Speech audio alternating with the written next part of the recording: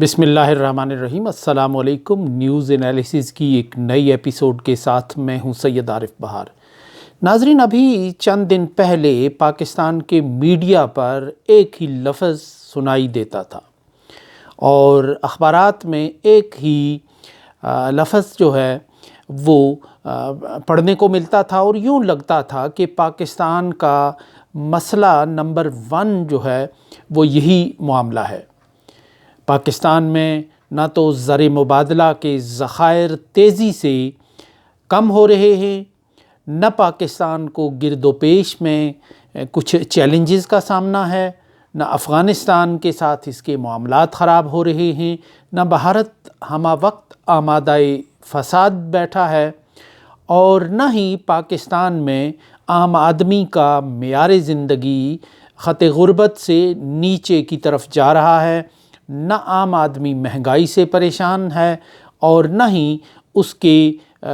کو کوئی دوسرے مسائل درپیش ہیں۔ یوں لگ رہا تھا کہ پاکستان میں دودھ اور شہد کی نہریں بہہ رہی ہیں اور اس ملک کا مسئلہ صرف توشہ خانے سے قانونی طریقے سے حاصل کی جانے والی ایک گھڑی اور اس کی فروخت ہے۔ گھڑی کے تقدس، اس کی تقدیس، اس کے احترام، اس کی پاک بازی اور اس کے ساتھ وابستہ ایسی دلچسپ کہانیاں گھڑی جا رہی تھیں کہ یوں لگ رہا ہے کہ بالکل محمد حسین آزاد کے فسانہ عجائب کو پیچھے چھوڑ دیا جائے گا۔ صحافیوں اور اینکر پرسنز کا ایک پورا جتھا اور پورا غول جو ہے وہ ایک گھڑی کے پیچھے لگا ہوا تھا،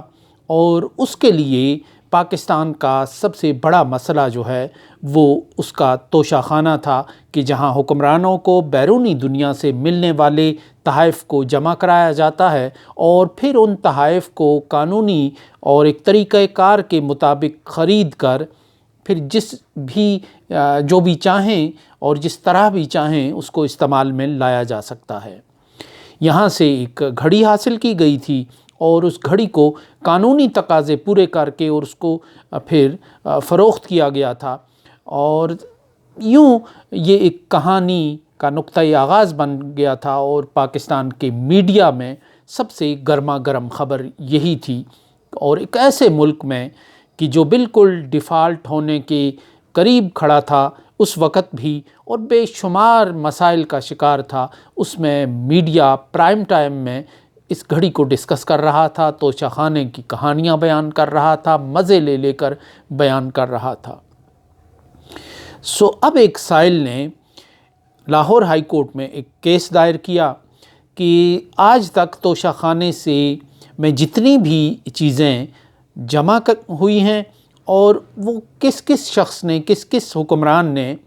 وہ وہاں سے حاصل کی ہیں اور کس ریٹ پر حاصل کی ہیں، یہ تفصیلات عدالت کو بتائی جائیں۔ عدالت نے اس کیس کی سماعت شروع کر دی تو توشہ خانے کے معاملات جو ہیں میڈیا میں اس کی جو گونج ہے وہ رفتہ رفتہ بڑے پراسرار انداز سے کم ہوتی چلی گئی، دھیمی ہوتی چلی گئی۔ شاید یہ ایک پنڈورا باکس کھلنے کا ایک خوف تھا اور ماضی کا جو کچا چٹھا ہے وہ باہر آنے کی ایک سوچ تھی اور ایک ڈر تھا، ایک احساس تھا کہ پھر توشہ خانے کی جو باتیں ہیں، اس گھڑی کے تقدس کی جو کہانیاں ہیں، جو افسانے ہیں، تکریم کی جو باتیں ہیں، وہ ادھوری رہ گئیں۔ اب بہت دلچسپ صورتحال پیدا ہو گئی ہے۔ یعنی ابھی چند دن پہلے تک جو پاکستان کا پہلا مسئلہ تھا، نمبر 1 ایشو جو تھا میڈیا کا، سیاستدانوں کا، حکومت کا، پی ڈی ایم کی حکومت کا، اس مسئلے کے حوالے سے اب حکومت نے عدالت میں ایک خط جمع کرایا ہے، اور اس خط کا جو خلاصہ ہے وہ یہ ہے کہ حکومت توشہ خانے کا مکمل ریکارڈ جو ہے وہ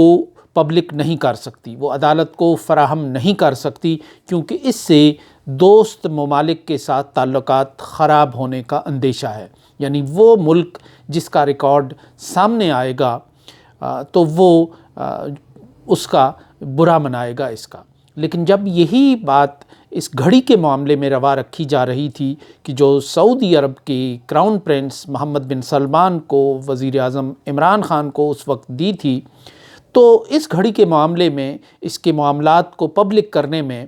اس چیز کا خیال نہ رکھنے میں حکومت پیش تھی، اور وہ میڈیا کو واٹس ایپ گروپ کے ذریعے ہدایات دے رہی تھی کہ آج 8 بجے گھڑی پر پروگرام کیا جائے، 8-9 بجے اس گھڑی کے فضائل، اس کی فیوز و برکات بیان کی جائیں، اور دوست ملک کے ساتھ اس عمل کے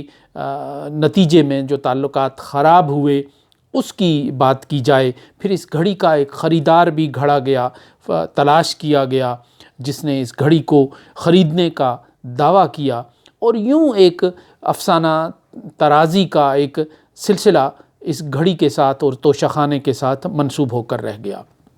اس وقت نہ تو دوست ملکوں کے ساتھ تعلقات کی خرابی کا لحاظ کیا گیا، اور نہ ہی اس بات کا کوئی لحاظ کیا گیا کہ قانون کے تمام تقاضے پورے کرتے ہوئے یہ گھڑی خریدی گئی اور پھر اسے فروخت کیا گیا۔ چونکہ یہ بات مسلمہ تھی کہ گھڑی خریدی گئی اور اس کو فروخت کیا گیا اور اس کو ٹیکس ریٹرن میں ظاہر کیا گیا، تو پھر یہ کیس یعنی میڈیا میں بنتا نہیں تھا۔ پھر اس کے تقدس کی بات کی جانے لگی کہ اس پر خانہ کعبہ کی تصویر تھی، اس پر مقامات مقدسہ کی تصاویر تھیں، پھر اس کی جو اس کا اخلاقی کی بجائے اس کو ایک مذہبی ٹچ دینے کی کوشش کی گئی، اور اب حکومت اس سارے معاملے سے بھاگ گئی، کیونکہ بتایا جاتا ہے کہ توشہ خانے سے یہ توشہ خانہ جو ہے یہ پاکستان میں ایک حکمرانوں کے لیے ایک بہتی گنگا رہی ہے۔ جس طرح پاکستان کے حکمرانوں نے اپنے ادوار میں قاعدے قانون کا لحاظ نہیں کیا، قانون کا احترام نہیں کیا، منی لانڈرنگ سے انہوں نے اپنا دامن نہیں بچایا، کرپشن سے، کمیشن سے انہوں نے خود کو دور نہیں رکھا، اسی طرح توشہ خانے کے معاملات میں بھی انہوں نے جم کر اس بہتی گنگا میں صرف ہاتھ ہی نہیں دھوئے بلکہ پوری طرح اشنان کیا ہے، اور پوری طرح وہ غوطہ زن رہے ہیں اس میں۔ اس لیے اب اس کا جو ریکارڈ ہے وہ باہر آنے سے خوف محسوس ہو رہا ہے، بالخصوص حکمران اتحاد میں، کہ جو برسوں اور دہائیوں تک پاکستان میں نہ صرف حکمران رہا ہے بلکہ اس گنگا میں ہر لحاظ سے نہانے کا اسے اعزاز حاصل رہا ہے۔ تو یہ خط جو ہے یہ پاکستان کے موجودہ سسٹم اور مروجہ سسٹم کے تضادات کا ایک شاہکار ہے، ایک نمونہ ہے، اور وجہ سمجھ آتی ہے کہ آج پاکستان اگر مرد بیمار ہے، ایک ایٹم بم رکھتے ہوئے، 22 کروڑ کی آبادی رکھتے ہوئے، 6 لاکھ کی فوج رکھتے ہوئے، اپنے اسلحے خانوں میں بہترین اسلحہ رکھتے ہوئے، اپنے وسیع و عریض کھیت اور کھلیان رکھتے ہوئے، اپنے بہترین پہاڑ رکھتے ہوئے، سیاحوں کو کے دل لبھانے اور ان کو اپنی طرف کھینچنے والے مناظر رکھتے ہوئے اگر یہ ملک آج دنیا میں ایک تماشا خانہ ہے، تو اس کی وجہ یہی توشہ خانہ کا مائنڈ سیٹ ہے کہ جو اپنے وقت کے محبوب کے لیے پاکستان کا قانون اور ہوتا ہے، سسٹم کے محبوب کے لیے ایک الگ قانون ہوتا ہے، اور سسٹم کے جو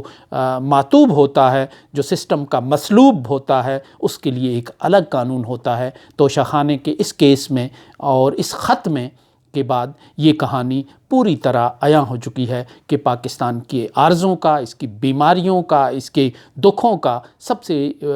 بڑا جو نقطہ ہے، جو بڑی وجہ ہے، وہ یہی ہے کہ یہاں دوہرا معیار ہے، دوہرا قانون ہے، یہاں قانون کی حکمرانی نہیں ہے بلکہ مرضی کے قانون کا اطلاق ہو